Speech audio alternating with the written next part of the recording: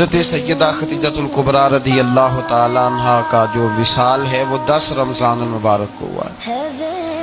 2 دن پہلے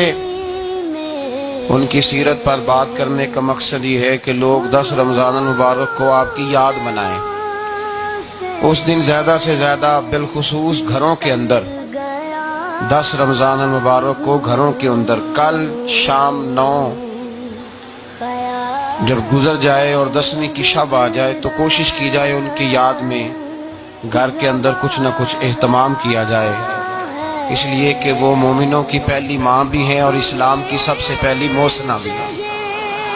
سب سے پہلی موسنا ہے اسلام، اور یہ وہ خوبصورت اور عظیم ہستی ہے